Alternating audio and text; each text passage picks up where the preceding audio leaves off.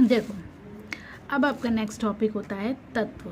जो हमने आपको पहले बताया था कि आपका जो समांगी मिश्रण होता है वो 2 टाइप में डिवाइड होता है, एक तत्व दूसरा यौगिक। तो जो तत्व है वो क्या होता है? तत्व पदार्थ का वो मूल रूप होता है जिसे किसी भी रासायनिक प्रतिक्रिया के द्वारा सरल पदार्थों में विभाजित आप नहीं कर सकते हो। या हम अपनी लैंग्वेज में आपको एक बताएं, तत्व पदार्थ का वो मूल रूप होता है जो प्रकृति में स्वतंत्र अवस्था में मिलता है। तत्व जो होता है वो प्रकृति में स्वतंत्र अवस्था में मिलता है, स्वतंत्र अवस्था में मिलता है। मतलब जिसको आप बनाते नहीं हो, पदार्थ का ऐसा मूल रूप होता है जिसको आप बनाते नहीं हो, वो स्वतंत्र अवस्था में मिलता है और उसको आप विभाजित भी नहीं कर सकते हो क्योंकि वो प्रकृति की ही देन होती है। तत्व जो होता है, एलिमेंट जिसको बोलते हैं। अब इसमें आपकी आती है हाइड्रोजन, हीलियम, लिथियम, सोडियम, ये सब चीज़ें जो हैं जिसमें हाइड्रोजन गैस है, हीलियम गैस है, सोडियम सॉलिड होता है, लिथियम भी गैस होती है। तो ये सब चीज़ें जो होती हैं ये तत्व होती हैं जो प्रकृति में स्वतंत्र अवस्थाएं मिलती हैं जिसको आप नहीं बनाते हो। अब इसी में तत्व 3 पार्ट में डिवाइड होता है। धातु जो प्रकृति की देन है, अधातु भी प्रकृति की देन है और उपधातु भी प्रकृति की देन है।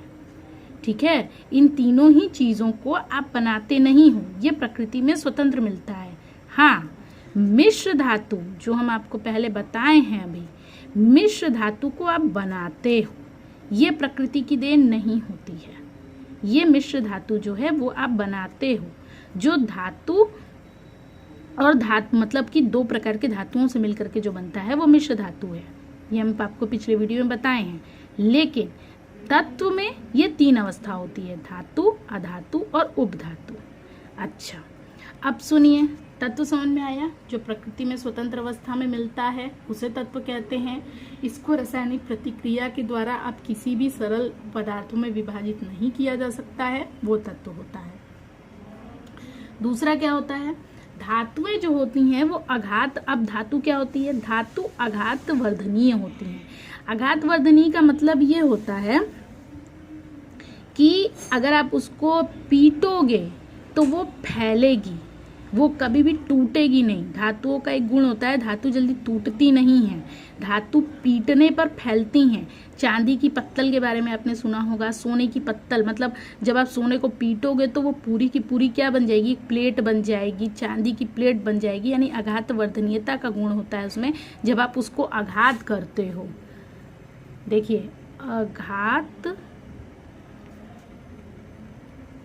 वर्धनीय, आघात वर्धनीय। आघात वर्धनीय का हम आपको मतलब बताएं, जब आघात किया जाता है यानी उसको पीटा जाता है तब वो क्या होती है? बढ़ती है। वर्धनीय का मतलब हुआ बढ़ना। तो ये जो आघात वर्धनीयता का गुण होता है ये धातुओं में होता है। दूसरा, ये प्रतिध्वनि होती हैं। प्रतिध्वनि मतलब कि ये साउंड प्रोड्यूस करती हैं। धातुएं जितनी भी होती हैं साउंड प्रोड्यूस करती हैं, मतलब उनको आप मारोगे तो आवाज़ करेगी। ये तन्य होती हैं।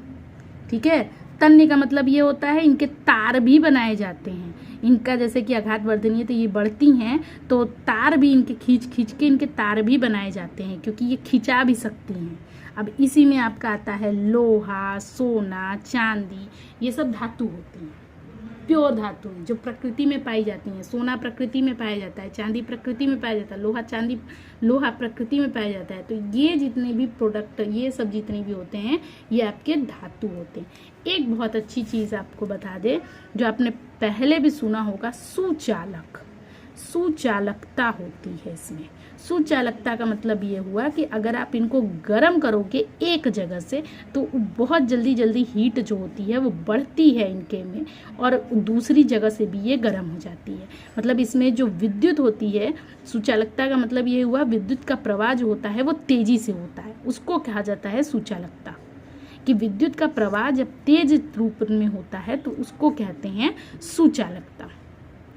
बात क्लियर हुई? तो ये सुचालक होती हैं, धातुएं जो होती हैं। अब अधातुएं क्या होती हैं? अधातुओं में सबसे पहली चीज़ें होती हैं कि ये कुचालक होती हैं। कुचालक इसलिए होती हैं क्योंकि अगर आप इनको एक जगह से गर्म करोगे वो जल्दी दूसरी तरफ जाएंगी नहीं, क्योंकि इनके विद्युत का प्रवाह धीमा होता है। ये तन्य नहीं होती हैं, खींचने पर बढ़ती नहीं है। ये आघात वर्धनीय भी नहीं होती हैं। इसका जस्ट अपोजिट सारी चीज़ें हैं, क्योंकि ये आघात इनको करेंगे तो ये टूट जाएंगी। ये जो होंगी ये क्या करेंगी? ये टूट जाएंगी, पूरी तरह से चूर चूर हो जाती हैं।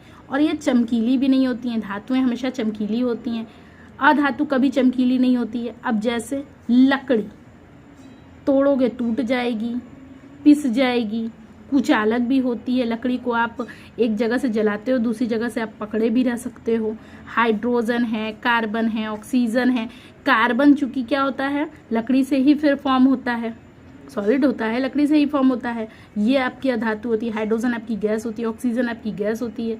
तो ये सारी चीज़ें जो होती हैं वो अधातु होती हैं। मतलब धातु के जस्ट अपोजिट आप देखोगे तो वो सारी चीज़ें अधातु होंगी। अब उपधातु क्या होती हैं? उपधातु कहा जाता है कुछ तत्व धातु अधातु के बीच के गुणों को दर्शाते हैं। मतलब धातु भी होते हैं और अधातु भी होते हैं, उनके बीच के गुणों को जो दर्शाते हैं वो होते हैं आपके उपधातु। इसमें आते हैं आपके बोरॉन, सिलिकॉन, ये सारी चीजें जो होती हैं ये आपकी होती हैं उपधातु। क्लियर हुई बात?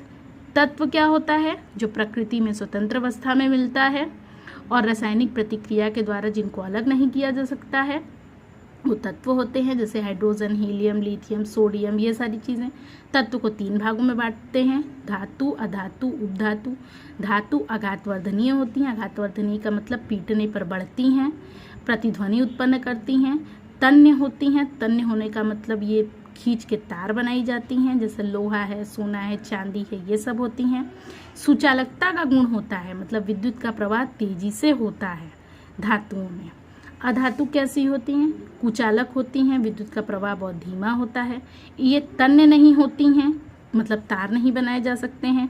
आघात वर्धनीयता का गुण इसमें नहीं होता है, अगर आप इनको पीटोगे तो ये टूट जाएंगी। चमकीली भी नहीं होती हैं, ठीक है, और प्रतिध्वनि भी उत्पन्न नहीं करती हैं, जैसे लकड़ी है, हाइड्रोजन, कार्बन, ऑक्सीजन। उपधातु क्या होती हैं? कुछ तत्व धातु अधातु दोनों के बीच के गुणों को दर्शाते हैं, वो होते हैं आपके उपधातु। जैसे कि बोरॉन है, सिलिकॉन है, ये सारी चीज़ें जो है ये उपधातु होती हैं।